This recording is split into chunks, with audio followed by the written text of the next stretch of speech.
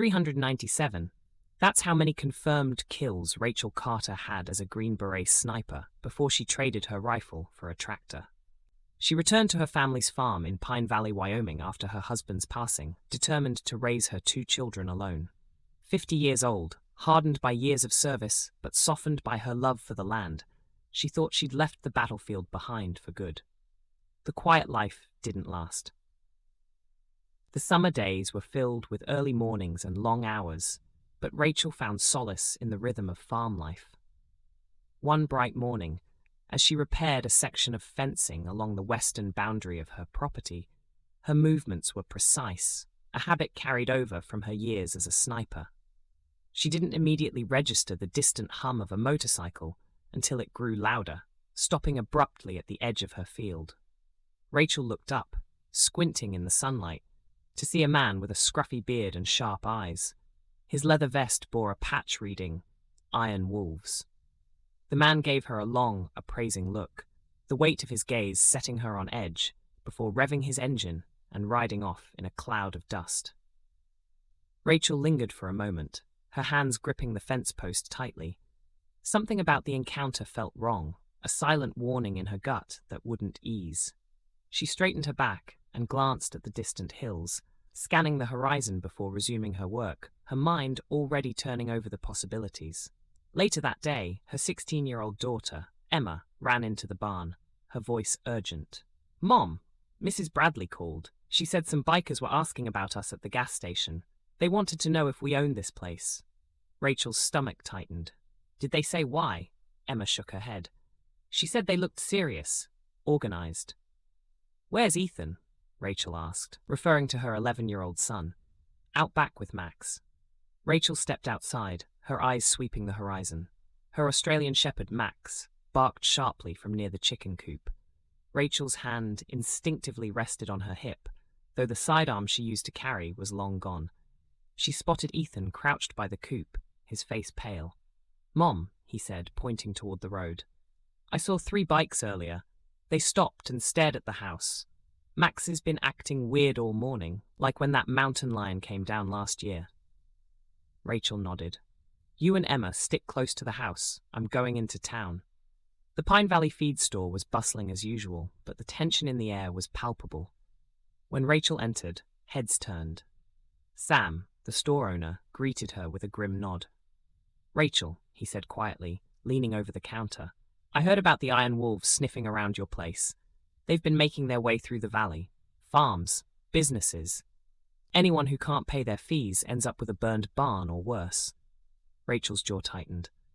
"How many?" "A dozen or so, but they're well armed. Not your average gang. These guys have ex-military among them." The bell above the door jingled, and in walked her neighbor, Martha, a widow in her 70s who'd lived in Pine Valley all her life. She hurried over, clutching a folded newspaper. "Rachel, you need to see this," Martha said, opening the paper to a grainy photograph of the Iron Wolves' leader, a man called Viper. His face was weathered, his expression cold.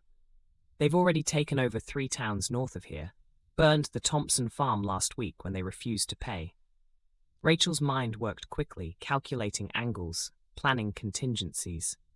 "Thanks for the heads up. Let me know if you see or hear anything else." Back at the farm, Rachel found Emma and Ethan finishing their chores. Emma's eyes were sharp, her instincts as quick as her mother's. "Mom, I saw a black motorcycle go past twice while you were gone. They're watching us, aren't they?" Rachel nodded. "We're not panicking, but we're not ignoring it either. Stick to the routines we talked about. Stay close to the house. Keep Max nearby." That night, Rachel sat on the porch cleaning her old shotgun. She'd purchased it for coyotes, but tonight it served as a reminder that the farm was not an easy target. Her hands moved methodically, a comforting rhythm she'd used countless times in the field. The quiet chirping of crickets mixed with the distant rustle of leaves, but Rachel's thoughts were elsewhere. Her eyes drifted toward the barn, to the false wall hidden behind stacks of hay bales.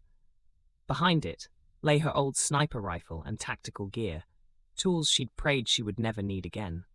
Yet, as she thought about the bikers and the threats they carried, she knew the time to unlock that cache was drawing closer. She'd prepared for this moment long ago, back when she first bought the farm, trusting her instincts to shield her family from dangers unseen. 2 days later, the first real confrontation came.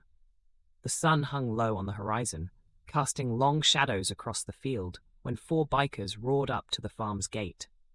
Dust trailed behind their machines as they came to a stop, their engines rumbling like a distant storm. The leader, a tall man with a scar running down his cheek, dismounted with deliberate confidence. His patch read, "Viper," and his leather vest was covered in insignias that spoke of rank and violence. Rachel emerged from the house, her posture calm, but her every movement deliberate, her years of training evident even in how she approached.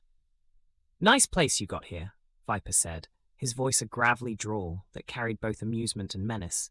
"Shame if something happened to it." "Private property," Rachel replied calmly. "Keep moving." Viper chuckled. "Oh, I think you misunderstand. We're offering protection, reasonable fee. Say, $5,000 a month." "Not interested." His smile faded. "Everyone's interested eventually. Just ask the Thompsons." Rachel didn't flinch. "You've said your piece. Now get off my land." Viper's eyes narrowed. "You've got till the end of the week.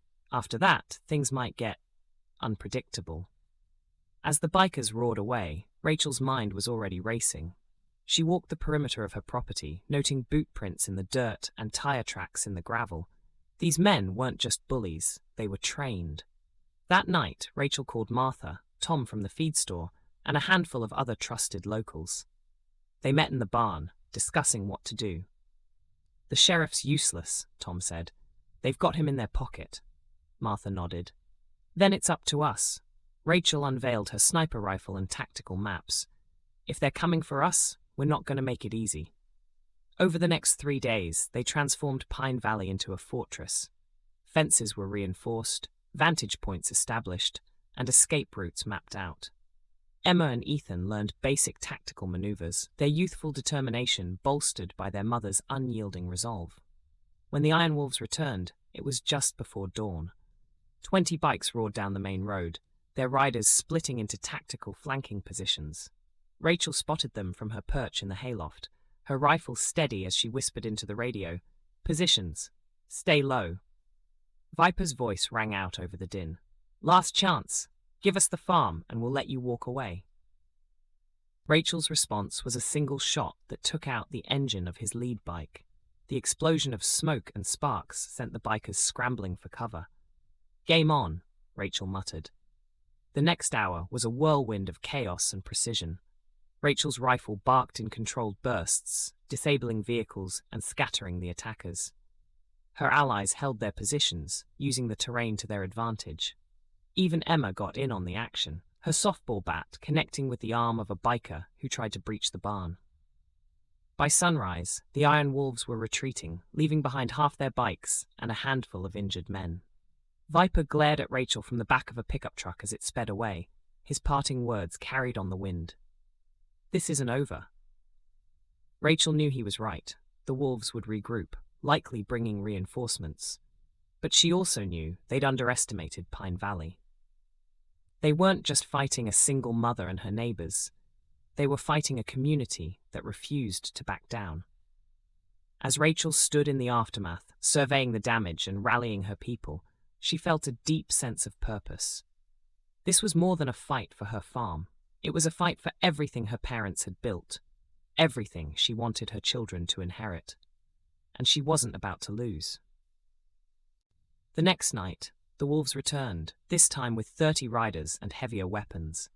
The air in Pine Valley was thick with anticipation, every shadow holding the promise of danger. The townspeople had fortified their positions, turning every barn, ditch, and silo into a defensive stronghold. Rachel stood at the center of it all, her eyes scanning the horizon, her rifle a natural extension of her body. When the wolves made their move, it came like a thunderstorm. The roar of engines filled the night as they descended on the farm in a calculated, multi-pronged assault. Fire erupted at the eastern fence, an attempt to draw defenders out of position. Explosions lit up the night sky, but the people of Pine Valley held their ground. Rachel moved like a ghost through the chaos. From the hayloft to the barn roof, her rifle found its mark again and again. Each shot was deliberate, crippling rather than killing, a message to the wolves that they were outmatched. Emma and Ethan followed her instructions to the letter, relaying messages to their neighbors and holding the fallback positions with steely determination. Tom and Martha coordinated the defense, their voices steady over the crackling radios. The wolves had numbers, but they lacked Rachel's precision and her ability to think 3 steps ahead. They stumbled into pits she had dug weeks earlier, were funneled into ambush zones lined with tripwires and improvised barricades. Every corner of the farm had been turned into a weapon, and every inch was defended with the kind of determination that only came from protecting something irreplaceable. As dawn approached, the wolves' assault began to falter. Smoke hung heavy in the air, and the sounds of engines were replaced by panicked shouts. Viper, the leader of the Iron Wolves, found himself alone in the field, his bike disabled by a spike strip. Rachel approached him slowly, her rifle trained on his chest. The sun rose behind her, casting her in a golden light that made her seem larger than life.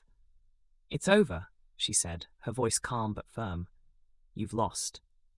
Viper's defiance flickered, but then he dropped the knife he'd been clutching. His eyes darted around, seeing his men disarmed and scattered, their morale shattered. "You think this changes anything?" he spat. "There's more like us out there." Rachel didn't flinch. "Then I'll be ready, and so will they." She gestured toward the townspeople emerging from their positions, dirt-streaked but victorious. "You came for my land, my family, my town, and now you'll face the consequences." By the time the sun fully rose, the wolves were rounded up and restrained, the injured were tended to, the fires extinguished. Rachel stood tall in the morning light, her children by her side. The farm, scarred but standing, bore witness to their victory. They'd come for her land, they'd come for her family, they'd come to break Pine Valley. But they'd forgotten one crucial truth. You never corner a predator without expecting a fight.